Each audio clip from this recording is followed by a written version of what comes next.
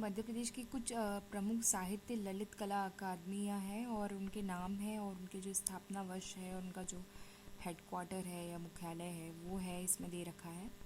अ, मैं आशा करती हूँ कि ये एक टेबल है आपके काम आएगी, क्योंकि इसमें से एक दो क्वेश्चन तो फंस ही जाते हैं कोई कोई सी एग्ज़ाम में। अभी काफ़ी एग्ज़ाम्स आने वाली है, जैसे कि नेक्स्ट मंथ हो गया हमारा संपदा अधिकारी या ई स्टेट है, उसके बाद में असिस्टेंट रजिस्ट्रार की है, उसके बाद में प्रीलिम्स है, बहुत सारी एग्ज़ाम है। मैं उनकी बात नहीं कर रही हूँ जो मेंस है, बिकॉज वो उस लेवल तक पहुँच चुके हैं। बट जो इनिशियली स्टार्ट कर रहे हैं, जो वन डे एग्ज़ाम्स दे रहे हैं, जो एमसीक्यू एग्ज़ाम्स पे फोकस कर रहे हैं, उनके लिए बेसिकली ये सब चीज़ें हैं। तो हम ये पढ़ रहे हैं मध्य प्रदेश के प्रमुख साहित्य एवं ललित कला अकादमी। मध्य प्रदेश का जो कला परिसर है ये 1952 में बना था। ये भोपाल में है कला परिसर, ठीक है, कला। और जब साहित्य की बात करें तो ये उसके 2 साल बाद बना, मतलब 1954 में बना, और ये भी भोपाल है। अधिकतर के भोपाल ही है, बहुत कमी रेयर है उनका उज्जैन है। हमें बेसिकली सन पे फोकस करना है। फिर जो हिंदी ग्रंथ अकादमी, जिसकी हम पुस्तकें पढ़ते हैं आजकल, उसकी जो स्थापना वर्ष है वो 1969 में है, हिंदी ग्रंथ अकादमी, और उसका हेडक्वार्टर भी भोपाल में है। अब हिंदी के बाद में उर्दू की बारी आती है, तो उर्दू अकादमी जो है वो 1976 में बनी। फिर उर्दू बन गई, उसके बाद में कालिदास अकादमी जो है वो 1977 में बनी। और गज़ब की बात है, इसका हेडक्वार्टर भोपाल नहीं है, इसका हेडक्वार्टर उज्जैन है, जो कि याद रखना है। फिर उस्ताद अलाउद्दीन संगीत अकादमी 1979 में भोपाल में बनी। फिर अलाउद्दीन संगीत अकादमी बनी। फिर मध्य प्रदेश सिंधी अकादमी बनी, ये बनी 1983 में भोपाल में। फिर अल्लामा इकबाल अदबी अकादमी बनी 1984 में भोपाल में बने। मध्य प्रदेश संस्कृत अकादमी कब बनी? 1985 में भोपाल में बनी संस्कृत अकादमी। फिर मध्य प्रदेश तुलसी अकादमी कब बनी? 1987 में बनी तुलसी अकादमी, 1987 भोपाल में बनी। फिर भोजपुरी साहित्य अकादमी कब बनी? ये 2013 में बनी, लेटेस्ट है, मतलब है ना, भोजपुरी। फिर पुरातत्व एवं अभिलेखागार संग्रहालय जो है वो 1956 में बना। और पंजाबी साहित्य अकादमी जो है, पंजाबी साहित्य अकादमी का इसका कुछ भी नहीं है, लेकिन आप बताइएगा मुझे कमेंट सेक्शन में अगर आपको पता चलता है कि ये कब बना। फिर आदिवासी लोक कला परिषद, ये 1980 में बना भोपाल में। फिर भोजपुरी साहित्य अकादमी हमने ऑलरेडी देख लिया ऊपर, ये 2013 में बना भोपाल में। और एक है आचार्य सांस्कृतिक एकता न्यास, ये भोपाल में है, ठीक है, इसका ईयर नहीं है। तो इसमें आपको जो इम्पोर्टेंट है ये आदिवासी लोक कला परिसर है, ये याद रखना है भैया। ये 1980 में बना है।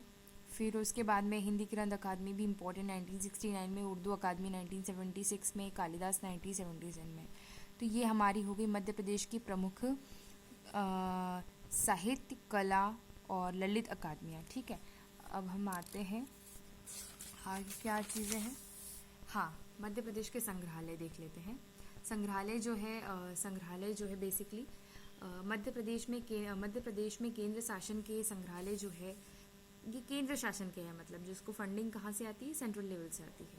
ये पुरातत्व संग्रहालय जो है ये सांची में है। एक तो पुरातत्व संग्रहालय सांची जो कि रायसेन में है, इसमें हिंदू एवं बौद्ध दोनों धर्मों के अवशेष बचे हुए हैं, ठीक है। सांची के बारे में काफ़ी चीज़ें पढ़ी हैं, स्तूप वगैरह। तो हमें याद रखना है कि यहाँ पे एक पुरातत्व संग्रहालय है सांची में, जिसमें हिंदू और बौद्ध दोनों धर्मों के अवशेष रखे हुए हैं। सेकेंड है पुरातत्व संग्रहालय। पुरातत्व संग्रहालय नाम सेम है, बस ये खजुराहो में है, जो कि हमारे छतरपुर में है। इसमें चंदेल काल की जो 11वीं और 12वीं शताब्दी की जो प्रतिमाएं थी वो रखी हुई है। और इसमें अग्नि, स्वाहा, अर्धनारीश्वर, आदिनाथ व गजलक्ष्मी व मैथुन मूर्तियां हैं। कौन कौन सी? अग्नि, स्वाहा, अर्धनारीश्वर, आदिनाथ, गजलक्ष्मी, मैथुन मूर्तियां। तो ये हमने बात की मध्य प्रदेश के केंद्र शासन के संग्रहालय की। अब हम बात करते हैं स्टेट लेवल की, मतलब राज्य स्तरीय संग्रहालय की बात करते हैं। राज्य स्तरीय संग्रहालय ये 7 है, ठीक है, और ये इनके नाम, स्टेब्लिशमेंट और ये सब याद रखना है। केंद्रीय संग्रहालय गुजरी महल कहाँ पर है? ग्वालियर में। और ये स्थापित कब हुआ था? ये 1909 में स्थापित हुआ था, 1909 में, मतलब इसमें 2 बार 9 है, ठीक है। केंद्रीय संग्रहालय गुजरी महल ग्वालियर 1909 में।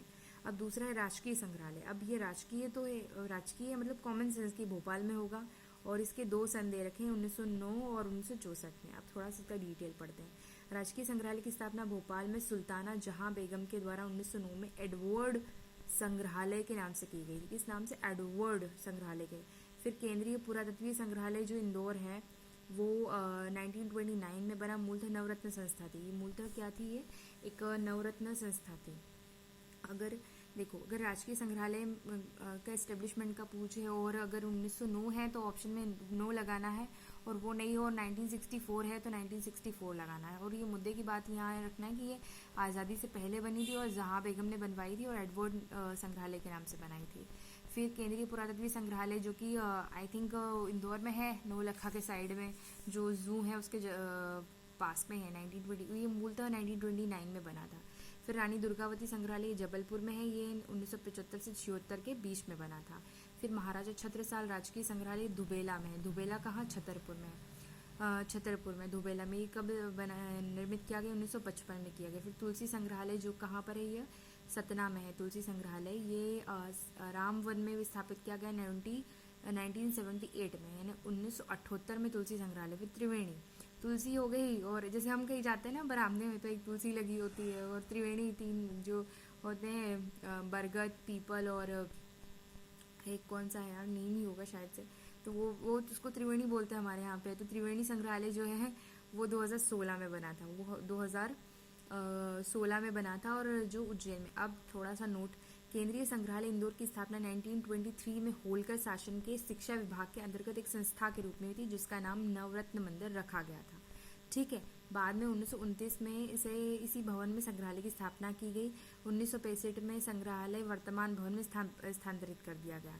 संग्रहालय की यूरोपीय चित्र, संग्रहालय में यूरोपीय चित्र है, इसमें ईसा से 5000 वर्ष पूर्व के हस्त, मतलब 5000 वर्ष पूर्व के हस्त, कुठार, लीवर, स्क्रैपर, भाला, हसिया आदि उपकरण सुरक्षित है। 5000 वर्ष पूर्व के कुठार, लीवर, स्क्रैपर, भाला, हसिया आदि स्थापित है। तो ये हमने देख लिया, क्या देखा हमने, राज्य स्तरीय संग्रहालय। ठीक है।